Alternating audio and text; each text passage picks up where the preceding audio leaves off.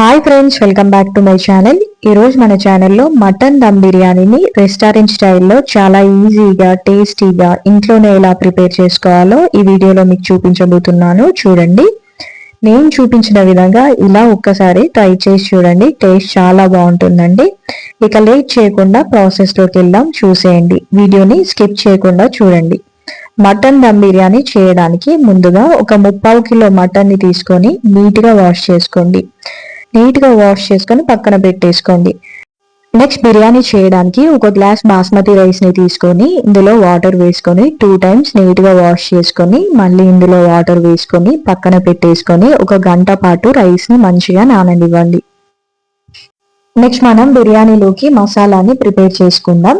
ఈ మసాలాని ప్రిపేర్ చేసుకోవడానికి 2 స్పూన్ల ధనియాలు అండ్ చెక్క, లవంగాలు, షాజీరా, యాలకులు, మిరియాలు ఇవన్నిటిని మిక్సీ జార్లో వేసుకోండి. అండ్ ఇందులోనే డ్రై కోకోనట్ పౌడర్ వేసుకొని మసాలాని మెత్తగా గ్రైండ్ చేసుకోండి. ఈ మసాలాని నీట్గా వాష్ చేసి పెట్టుకున్న మటన్లో వేసుకోండి.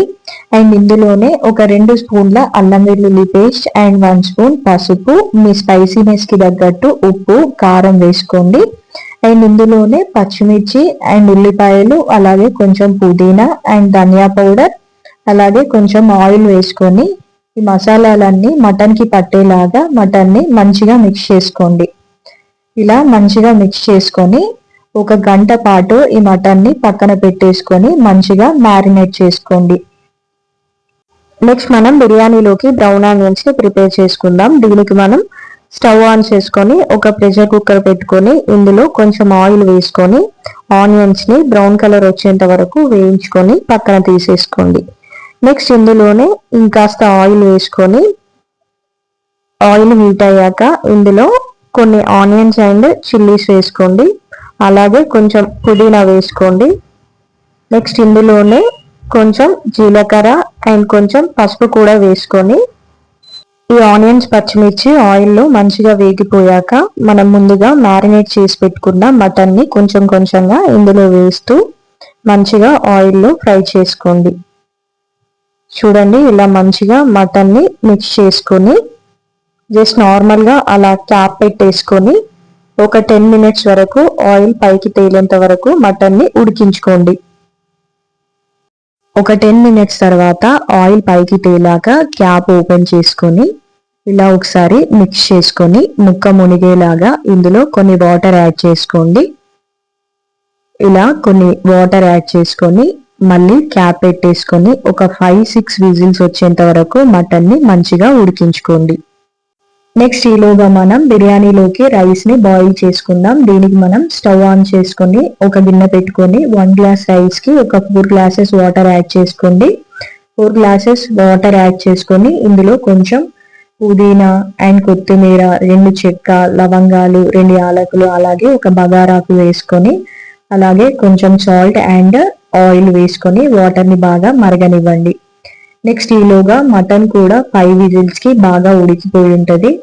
క్యాప్ ఓపెన్ చేసి మటన్ ఒకసారి ఉడికిందో లేదో చెక్ చేసుకోండి. మటన్ ఉడికిందో లేదో ఒకసారి చెక్ చేసుకొని ఇందులో కొంచెం ధనియా పౌడర్ అలాగే కొత్తిమీర వేసుకొని మటన్ని పక్కకు దించేసుకోండి. నెక్స్ట్ ఈలోగా వాటర్ బాగా మరుగుతున్న టైంలో మనం ఒక గంట పాటుగా ముందుగా సోక్ చేసి పెట్టుకున్న బాస్మతి రైస్ ని ఈ వాటర్ లో వేసుకొని రైస్ మొత్తం ఒక 70-80% బాయిల్ అయ్యేంత వరకు ఉడికించుకోండి. చూడండి, ఈ రైస్ ఒక 70-80% ఉడికిందో లేదో ఒకసారి చెక్ చేసుకొని ఈ రైస్ మొత్తం పక్కకు తీసేసుకోండి. నెక్స్ట్ బిర్యానీ చేయడానికి వెడల్పుగా మందంగా ఉన్న ఒక గిన్నెని తీసుకొని ఇందులో ఫస్ట్ లేయర్ లాగా మనం కుక్ చేసి పెట్టుకున్న మటన్ని వేసుకోండి. నెక్స్ట్ పైన మనం 70-80% బాయిల్ చేసుకున్న రైస్ ని మొత్తం వేయండి.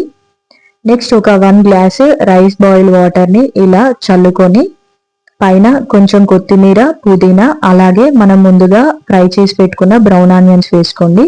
నెక్స్ట్ మంచి టేస్ట్ అండ్ ఫ్లేవర్ కోసం ఒక 2 స్పూన్ల నెయ్యిని కూడా యాడ్ చేసుకోండి. ఈ బిర్యానీ అడుగంటకుండా మాడకుండా ఉండడానికి కింద ఒక చిన్న ప్లేట్ ని పెట్టేసుకొని ఈ బిర్యానీని ఒక 30 మినిట్స్ వరకు లో ఫ్లేమ్ లో మంచిగా దమ్ చేసుకోండి.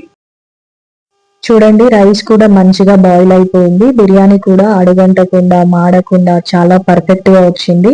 అంతేనండి, చాలా సింపుల్. మటన్ బిర్యానీని ఇలా ఇంట్లోనే రెస్టారెంట్ స్టైల్లో చాలా టేస్టీగా ప్రిపేర్ చేసుకోవచ్చు. మీరు కూడా ఒకసారి ఇలా నేను చూపించిన విధంగా మటన్ బిర్యానీని ట్రై చేసి ఎలా వచ్చిందో మీ ఫీడ్బ్యాక్ని కింద అయితే కమెంట్ చేయండి.